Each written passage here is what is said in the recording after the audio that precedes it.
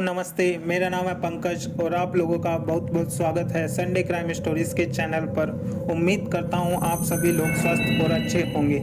आज की कहानी उत्तराखंड देहरादून से है। इस घटना ने लोगों का रिश्तों से भरोसा ही उठा दिया। इस घटना को उत्तराखंड का सबसे जघन्य अपराध भी माना जाता है। चलो आज की कहानी की शुरुआत करते हैं। यह कहानी उत्तराखंड देहरादून से है। 10 नवंबर 1999 को राजेश गुलाटी और अनुपमा बहुत खुश थे, क्योंकि दोनों के बीच 1992 से चले आ रहे प्यार को एक नया नाम मिल रहा था। दोनों अब पति पत्नी के बंधन में बंधने जा रहे थे। इसी दिन दोनों ने लव मैरिज की। दोनों दिल्ली के रहने वाले थे। शादी के बाद राजेश अपनी पत्नी अनुपमा के साथ अमेरिका शिफ्ट हो गया। राजेश वहां एक सॉफ्टवेयर इंजीनियर था। साल 2006 इन दोनों के लिए एक साथ दो खुशियां लेकर आया। इनके जुड़वा बच्चे हुए, जिनमें एक लड़का और एक लड़की थी। अब इनका परिवार पूरा हो गया था। अब तक दोनों काफ़ी खुश थे। साल 2008 राजेश अनुपमा के साथ वापस दिल्ली आ गया। राजेश ने इंडिया में ही रहने का मन बना लिया और अपने परिवार के साथ देहरादून में शिफ्ट हो गया। वो देहरादून छावनी के प्रकाश नगर में 2 कमरों वाले किराए के मकान में रहने लगा। अब राजेश और अनुपमा के रिश्तों में दरार पड़ने लगी और वह झगड़ने लगे थे, एक दूसरे को गलत और नीचा दिखाने लगे। ऐसे चलते चलते उन्होंने 2 साल निकाल दिए। इसी बीच 17 अक्टूबर 2010 का दिन आता है और उस दिन राजेश गुलाटी की पत्नी अनुपमा देहरादून से अचानक गायब हो गई। राजेश ने अपने पत्नी के गायब होने की किसी भी तरह की कंप्लेन थाने में दर्ज नहीं कराई और ना ही उसे ढूंढने की कोशिश की। अनुपमा के लापता होने के बाद 4 साल के दोनों बच्चे अपनी मां के लिए परेशान होने लगे। अपनी मां से मिलने के लिए रोने लगे। जब दोनों बच्चे अपने पापा राजेश से पूछते कि मम्मी कहाँ है, तब राजेश उनसे कहता कि तुम्हारी मम्मी नाना नानी के पास दिल्ली गई है और जल्द ही घर आ जाएगी। लेकिन अनुपमा दिल्ली में नहीं थी। यहाँ बात ही कुछ और थी। पर अनुपमा के माता पिता भी अपनी बेटी को लेकर परेशान थे, क्योंकि कई दिनों से उनकी भी बात नहीं हो पा रही थी। वो जब भी अपने दामाद राजेश से बात कराने को कहते तो वो टाल देता, बातों को घुमा देता। जब एक दिन अनुपमा के माता पिता से राजेश ने पूछा कि आखिर अनुपमा आजकल फ़ोन पर बात क्यों नहीं करती, तो राजेश ने कहा कि उनकी थोड़ी बहुत नोक-झोंक हो गई और वो गुस्से में घर से चली गई है। कुछ दिनों में जब उसका गुस्सा शांत हो जाएगा तब वो घर आ जाएगी और आपसे बात भी कर लेगी। अनुपमा के माता पिता को लगा कि पति पत्नी में ऐसे झगड़े होते रहते हैं। जब अनुपमा का गुस्सा शांत हो जाएगा तो वो जल्द ही अपने घर लौट आएगी। अनुपमा के माता पिता को अंदाज़ा भी नहीं था कि उनकी बेटी किन हालातों में है। ऐसे चलते चलते 1.5 महीने बीत गए। बूढ़े माता पिता को अपनी बेटी की कोई खोज खबर नहीं मिल पाई। तब हार के उन्होंने अपने बेटे सुजान कुमार को अपनी बहन के घर भेजा उसकी खबर लेने। अनुपमा को लापता हुए 57 दिन हो चुके थे और उसका भाई ठीक 57वें दिन दिसंबर 2010 को अनुपमा के घर उसकी खबर लेने पहुंचा। सुजान ने जब अपने जीजा रमेश से अनुपमा के बारे में पूछा तब राजेश ने कहा कि उसे नहीं पता अनुपमा कहाँ है। राजेश अपने साले सुजान के हर सवाल के जवाब को घुमा फिरा के देने लगा। इससे सुजान को अपने जीजा राजेश पर शक होने लगा कि हो ना हो इनको सब पता है कि अनुपमा कहाँ है। सुजान जब अनुपमा को देखने घर के अंदर जाने लगा तो राजेश ने उसे अंदर जाने से रोका। सुजान अपने जीजा रमेश की इस हरकत से उसका शक विश्वास में बदल गया कि जरूर उसकी बहन के साथ कुछ गलत हुआ है। इसके बाद बिना समय गंवाए छावनी थाने में अपनी बहन के लापता होने की कंप्लेंट दर्ज कराता है। पुलिस जांच पड़ताल के लिए रमेश के घर पहुंचती है। घर का कोना कोना छान मारा पर उन्हें अनुपमा नहीं मिली। तभी पुलिस की नज़र घर में रखी एक डीप फ्रीजर पर गई। पुलिस यह देखकर हैरान हो गई कि इतने बड़े डीप फ्रीजर का घर में क्या काम, यह तो दुकानों पर होता है। तब पुलिस ने डीप फ्रीजर को खुलवाया तो उन्होंने देखा कि अंदर काले रंग की काफ़ी सारी पॉलीथीन है। उन पॉलीथीन में जो भी था वो जमकर पत्थर सा हो गया था।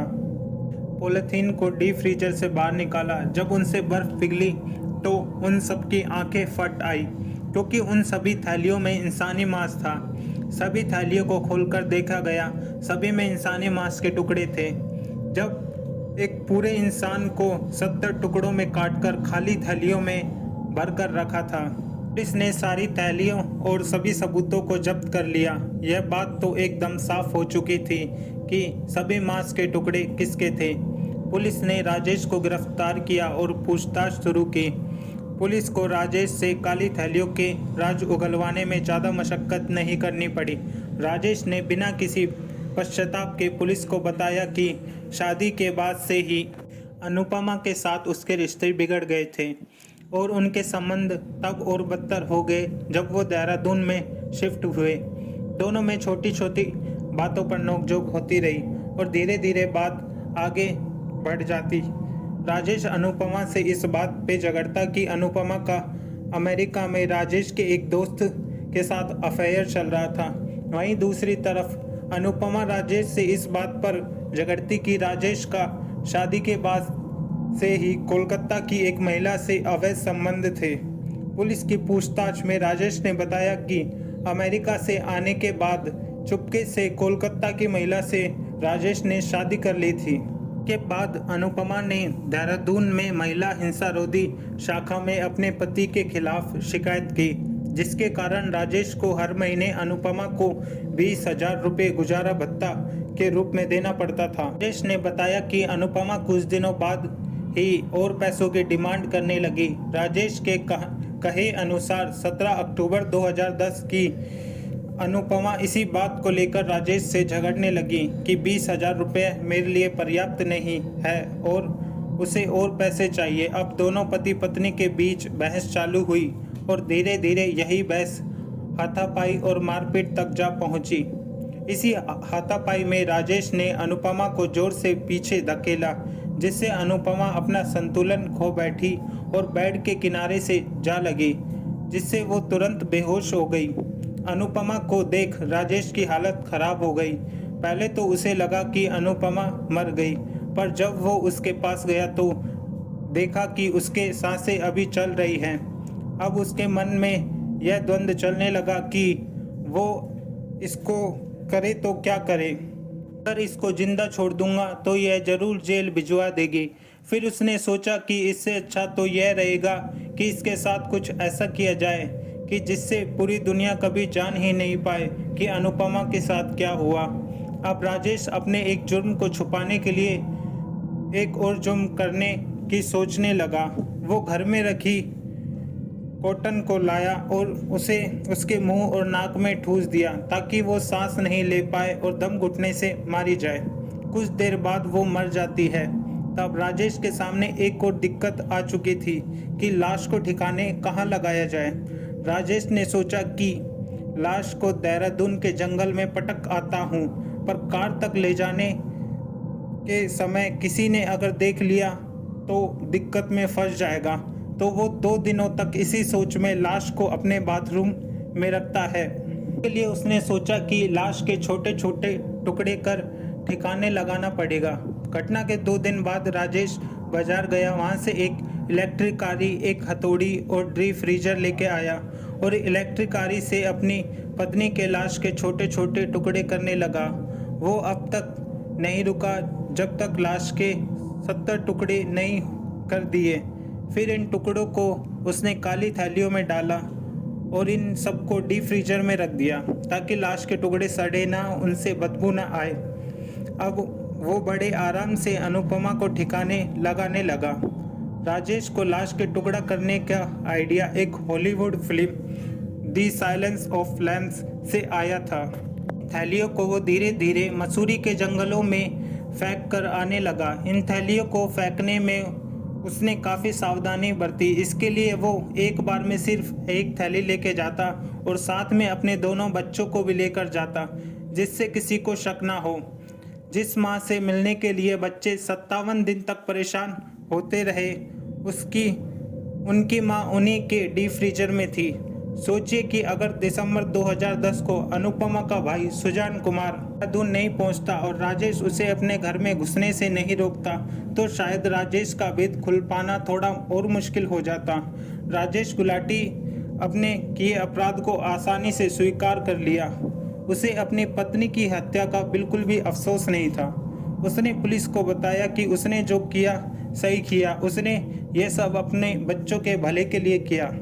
पुलिस ने उसके कुछ थैलियों को उनकी जगह से बरामद भी किया जहां उसने बताया था।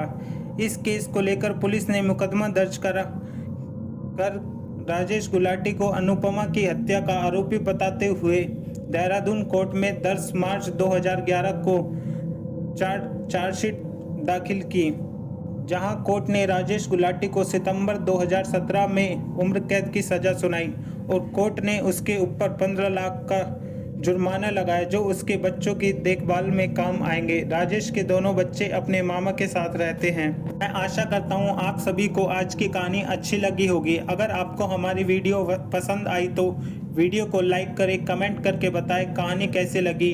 वीडियो को शेयर करें और चैनल को सब्सक्राइब करना ना भूलें। मिलते हैं अगली कहानी संडे रात 8 बजे।